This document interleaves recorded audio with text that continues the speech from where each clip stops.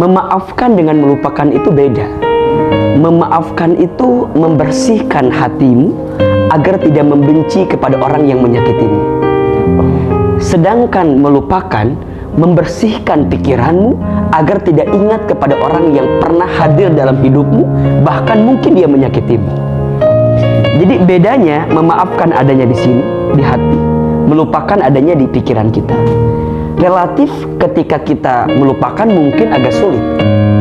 Bahkan ya sampai kapanpun kita akan masih ingat gitu dengan cara dia memperlakukan kita.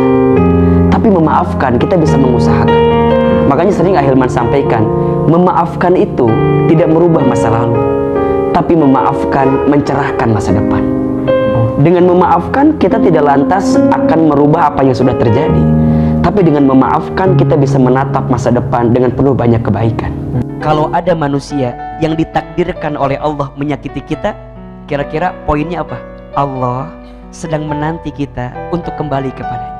Mungkin selama ini engkau terlalu berharap kepada manusia itu, sehingga Allah buat engkau sakit hati dengan manusia itu. Dan ini adalah titik awal alarm agar engkau segera kembali kepada Allah Subhanahu wa ta'ala. Mungkin selama ini engkau terlalu punya kecenderungan cinta kepada manusia itu, sehingga manusia itu Allah buat menyakitimu. Maka teman-teman tolong catat kalimat ini ya.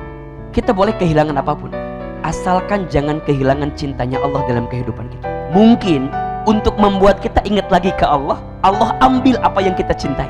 Maka perhatikan, jangan terlalu mencintai sesuatu berlebihan. Karena jika kita berlebihan mencintainya, kita akan diuji dengan apa yang kita cintai itu. Dan biasanya ujian yang paling berat itu datangnya bukan dari yang jauh, tapi dari yang dekat. Mengapa perempuan diciptakan dari tulang rusuk sebelah kiri dekat ke hati? Kenapa perempuan tidak diciptakan dari tulang kaki bagian bawah? Kenapa perempuan tak diciptakan dari tulang kepala bagian atas? Tapi mengapa perempuan diciptakan dari tulang rusuk sebelah kiri dekat ke hati? Ternyata jawabannya, perempuan tak diciptakan dari tulang kaki bagian bawah, karena perempuan bukan makhluk yang bisa dihina dan direndahkan. Perempuan tak diciptakan dari tulang kepala bagian atas, karena perempuan bukan makhluk yang hanya bisa disanjung dan dipuja. Tapi perempuan diciptakan dari tulang rusuk sebelah kiri dekat ke hati, karena posisinya untuk dihormati dan dicintai. Siapapun kita di masa lalu, selalu ada harapan untuk kita di masa depan. Seburuk apapun kelakuan kita di masa lalu,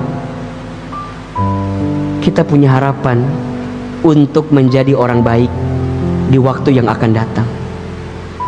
Sebaik apapun kita hari ini, jangan sombong, jangan takabur. Bisa jadi besok kita terpeleset, terjatuh, kemudian kita tenggelam kembali dalam kesalahan yang sama. Teman-teman sekalian, kita semua punya masa lalu. Kita semua pernah tenggelam dalam masa lalu.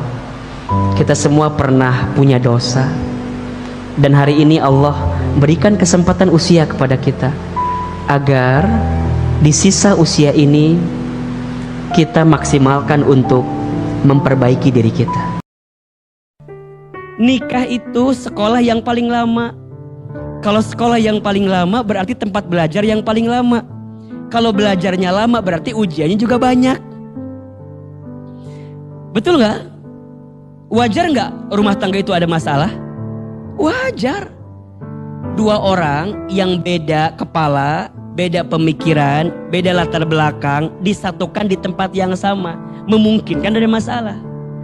Tapi rumah tangga sakinah itu bukan yang tidak ada masalah, tapi rumah tangga sakinah itu adalah mereka yang saat ada masalah membuat dia makin dewasa untuk bisa makin dekat dengan Allah Subhanahu wa ta'ala. Kalau hari ini teman-teman sedang punya masalah, jangan minta dikecilkan masalahmu, tapi mintalah dikuatkan hati dan tubuhmu untuk menghadapi masalah itu.